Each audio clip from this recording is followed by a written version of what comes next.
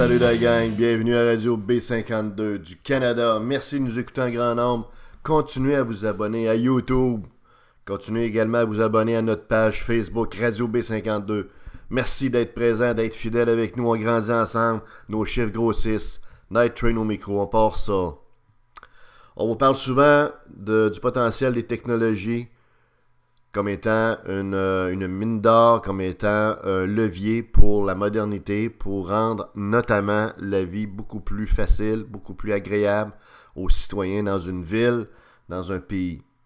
C'est vrai également dans le domaine du commerce. Les technologies, les nouvelles technologies sont maintenant disponibles dans un paquet d'applications pour nous rendre l'expérience de consommateur ou de citoyens beaucoup plus tripante, beaucoup plus le fun, beaucoup plus efficace également. Et ce podcast vise à vous présenter rapidement, comme toujours, parce qu'on n'a pas beaucoup de temps, une nouvelle technologie qui est en train de faire fureur. On avait déjà parlé, c'est-à-dire la reconnaissance faciale. Plus précisément, être capable de payer par reconnaissance faciale. On paye avec sa face quand on va acheter, dans ce cas-ci, un hamburger ou du poulet chez KFC.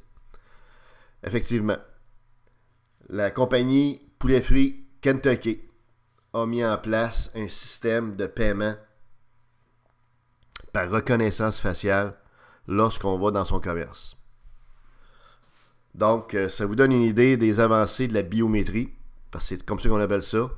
On fait juste vous mentionner que Samsung avait intégré ça dans son Galaxy S9, mais avec un succès plus ou moins important.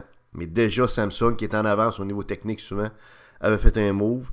Puis il y a des rumeurs comme quoi que la prochaine version de iPhone d'Apple va remplacer leur vieux programme de lecteur d'empreintes traditionnel, qui est déjà dépassé par un système de reconnaissance faciale.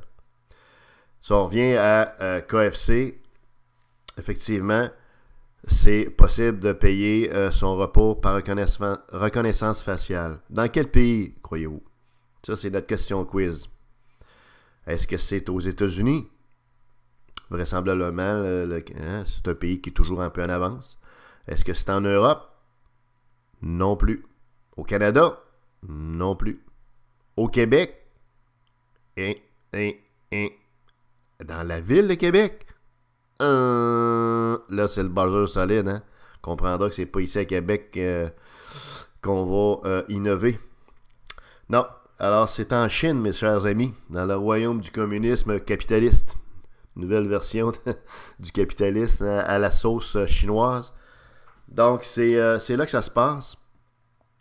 Les Chinois sont parmi les pays qui sont les plus dynamiques, les plus avancés en recherche et développement appliqué dans le domaine des technologies.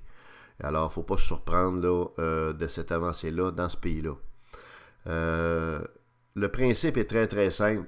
KFC s'est associé à la compagnie Alibaba. Alibaba, ça c'est peut-être qu'il y en a qui m'écoutent, qui sont déjà des utilisateurs de la plateforme Alibaba.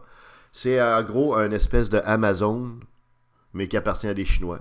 C'est très, très payant. Il y a 500 millions d'utilisateurs actuellement à travers le monde. Donc, c'est une grosse base de données. Donc, c'est tout simplement en s'alliant à Alibaba que KFC a trouvé un joint venture qui permet d'aujourd'hui rendre disponible une technologie révolutionnaire pour permettre aux clients de payer par reconnaissance faciale. OK? L'expérience pilote qui a lieu actuellement est dans une ville qui s'appelle Hangzhou, dans l'est de la Chine. C'est une très très grosse ville.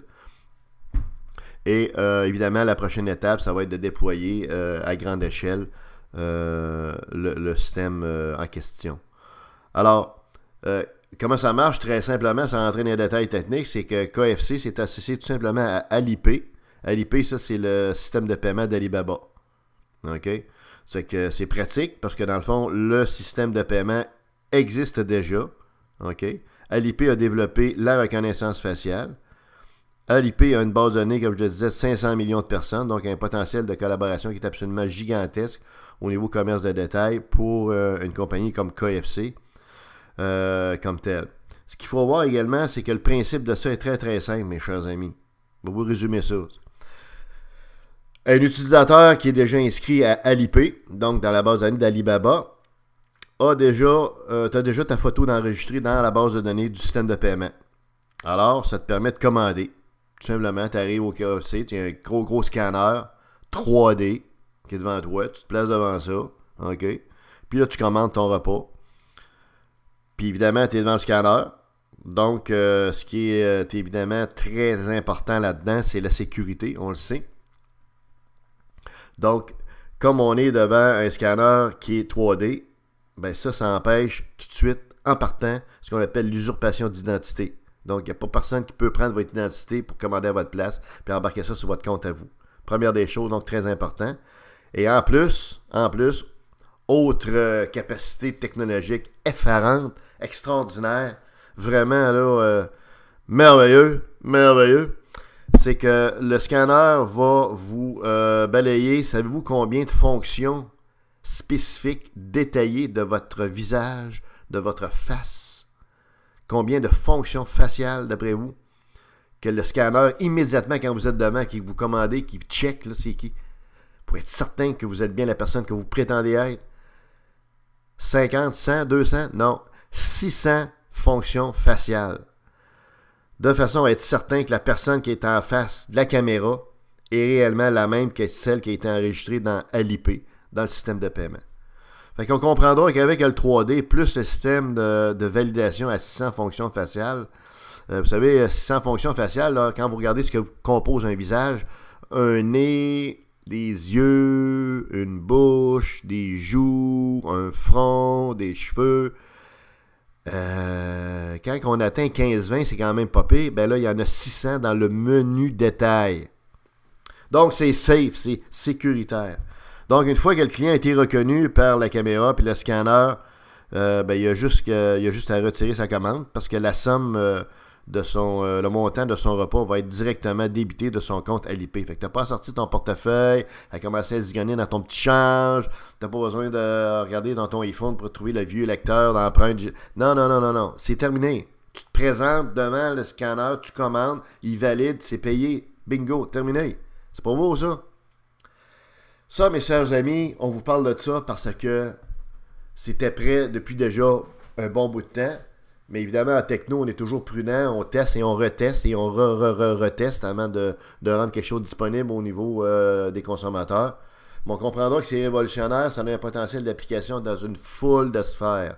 Imaginez-vous, par exemple, les files d'attente chez Tim Hortons ou chez McDo le matin. Si vous arrivez devant un scanner facial, vous n'avez pas besoin de sortir votre porte-monnaie, rien de ça. Tout va se faire beaucoup plus rapidement. On estime déjà que ça va se faire 3 fois plus rapidement. Donc, pour tous les junks, pour tous les endroits où on veut aller rapidement, quick, par exemple, dans les supermarchés aux heures de pointe. Imaginez-vous, vous arrivez là, vous avez un scanner facial, votre commande, regardez-vous, pas besoin de sortir le porte-monnaie, pas besoin de sortir l'iPhone, pas besoin de sortir le cellulaire, c'est toute beauté, là. C'est un potentiel extraordinaire également pour le paiement d'une foule de choses, y compris pour une ville qui se voudrait à l'avant-garde, qui n'est pas le cas de la ville de Québec, qui n'est pas le cas de la ville de Montréal, malheureusement. On est toujours des derniers de peloton et jamais en tête. Espérons qu'un potentiel techno comme celui-là va réveiller du monde, va éveiller des gens à l'importance des technologies. Pour ça, il faudrait avoir des leaders politiques qui croient dans les technologies puis qui arrêtent de voir l'informatique et les technologies d'information et les technologies en général comme un coût, mais plutôt comme un bénéfice, comme un levier pour nous faire passer au 21e siècle. Parce qu'actuellement, là, on est juste au 21e siècle en chiffres. 2-1, c'est tout. C'est pas avec des gens à Québec, si on regarde la campagne électorale, c'est pas avec Napoléon Labombe, mais avec Québec 61, 51, 41, je sais pas trop le chiffre, là, qui est perdu dans les lignes complètement, avec la misère à se rendre à B dans l'alphabet, puis avec la planteuse de fleurs, comme on su Mme Guérette, qu'on va aller vers des trucs comme ça. L'expérience citoyenne est déplorable ici à Québec. C'est la même chose à Montréal. Alors là, on a un exemple concret. Imaginez-vous en Chine. En Chine, alors qu'on a un paquet de monde qui sont super full qualifiés ici en techno. Pourquoi ça se passe pas ici jamais? En tout cas, voilà un exemple, et on va vous en donner plus dans le prochain podcast, des exemples tripants d'utilisation des technologies au profit du monde ordinaire comme vous et moi. C'était Night Train.